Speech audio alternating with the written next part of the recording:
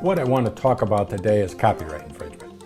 And in particular, copyright infringement that results from cutting and pasting images off the internet and using those images on your website, in your blogs, your videos, your marketing materials, etc.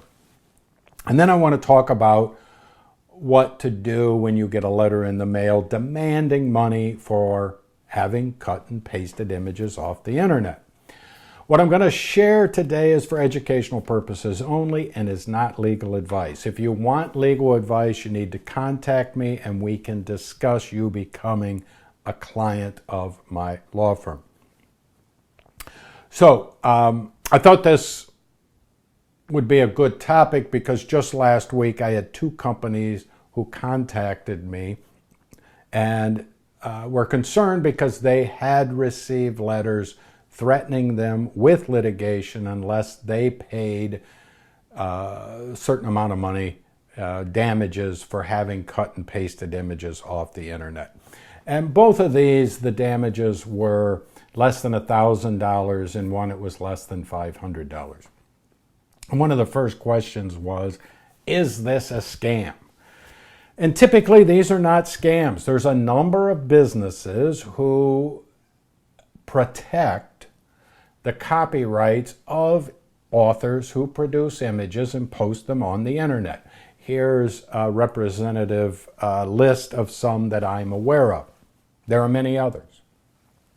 And what these companies do is search the internet 24/7 in order to see if somebody is using the images that are in their library. If they are, they send out threatening letters and demand money damages.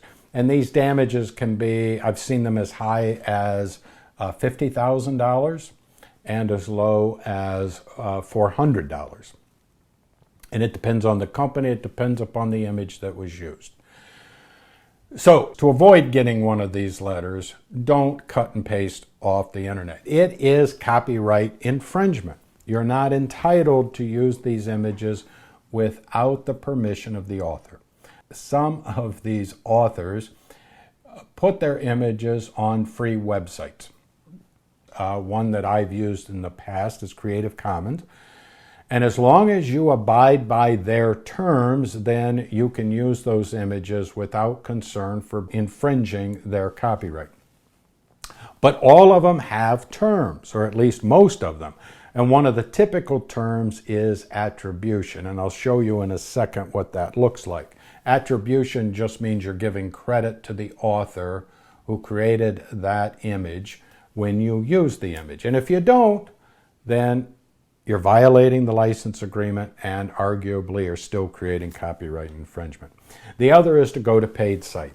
I use the paid site Shutterstock for all of my images. Now, whether you use a free site or a paid site, my recommendation is to keep a file folder on your computer and drop every one of those images and the license terms into that file folder so that you have proof, if you ever need it, that you have obtained these images properly, either for free or paid for them. Because all of these letters start out the first paragraph, if you have a license to use these images, please provide us the license. And if you do, they're going to go away. They're not going to continue to hound you to get you to pay money. If you don't, then they're going to. And they do not look to see if you are properly licensed. They have no way of knowing that. So that's the first thing. Keep those licenses and those images in a file folder so you can respond. The second thing that I would recommend is if you get one of these letters, ask for proof of their copyright registration and the date of registration. That is required if it's an image that is a U.S. image under the copyright laws.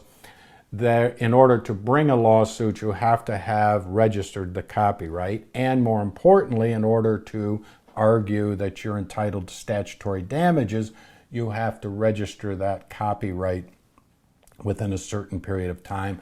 And I have articles and videos on those specific timings if you're interested in reviewing those.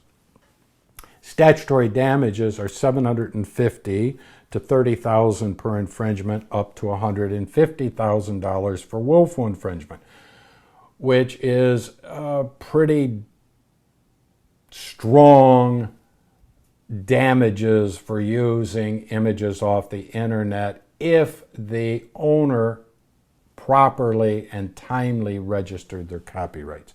Copyright laws are set up for the benefit of authors. The other thing that the copyright law provides is for legal fees if the author has to bring a lawsuit.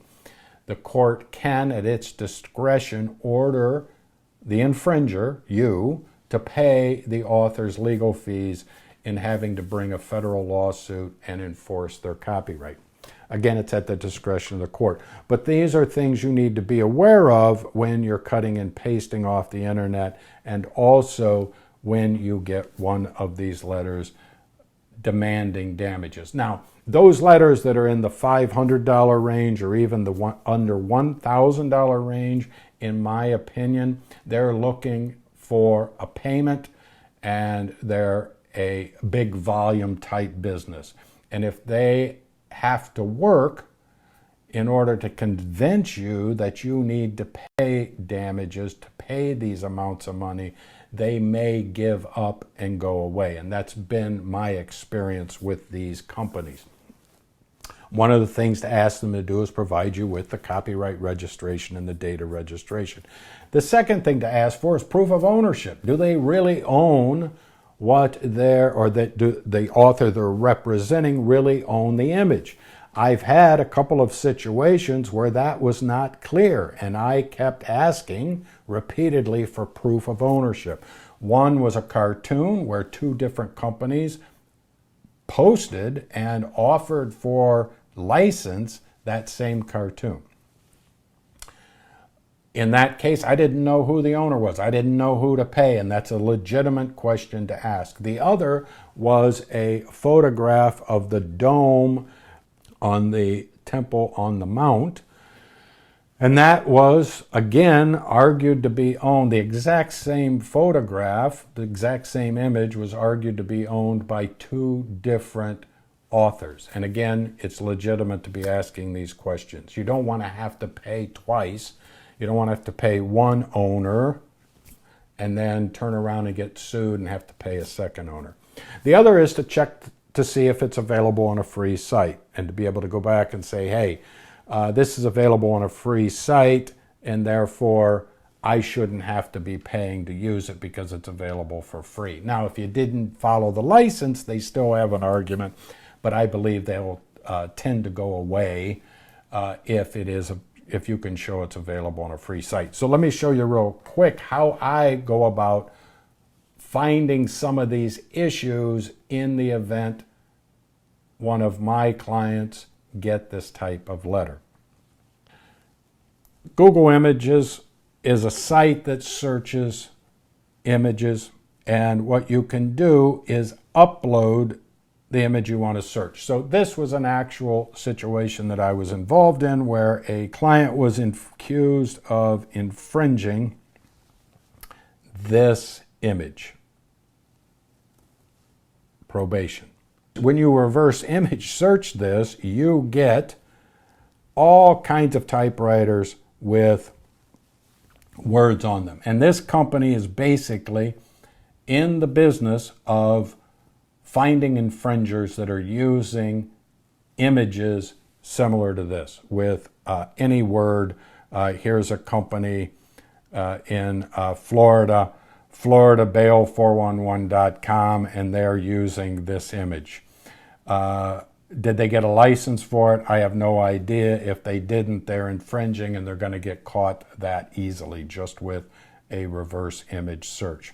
Now, using reverse image search again, I'm going to type in a description of this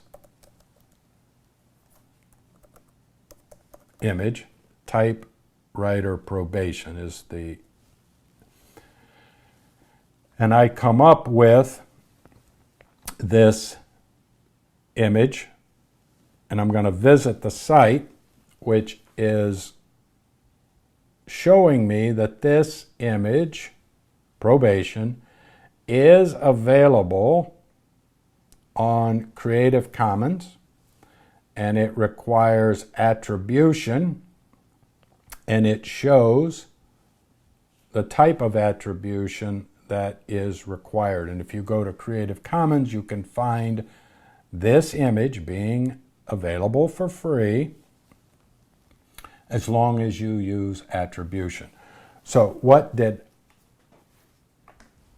I do? I found that image and I responded back that the image is available on Creative Commons and it's free, and therefore we should not be paying damages for the use. And they argued, not too strenuously, that we were violating the license because we didn't do proper attribution, but ultimately they decided to drop their demand for money and went away. And I think in many of these situations, if you ask good, valid questions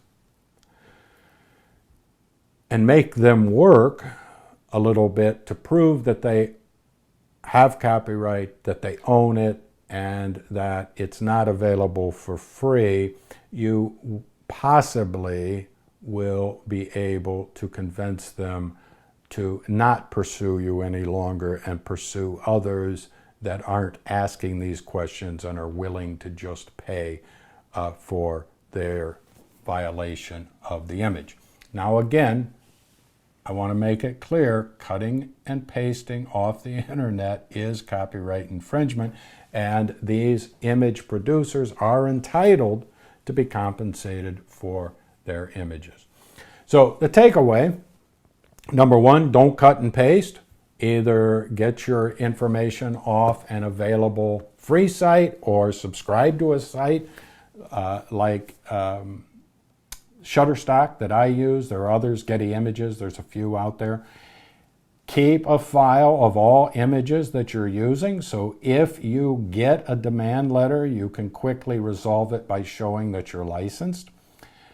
If you get the demand letter, ask a few questions along the way to make sure, number one, it's not a scam, that they do have the proper copyright registrations, that they own it, and do a little bit of checking on your own as to its availability on free sites. If you have questions, you'd like to discuss this, please give me a call at 248-433-7381. I'd be happy to talk to you about this. If you enjoyed this video, please like, please subscribe. I do these once a week. They're informative in videos about intellectual property.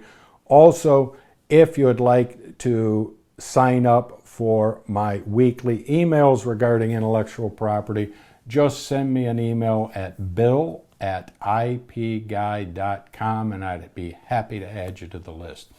Thanks for listening. Have a great day, and I look forward to talking to you in the very near future.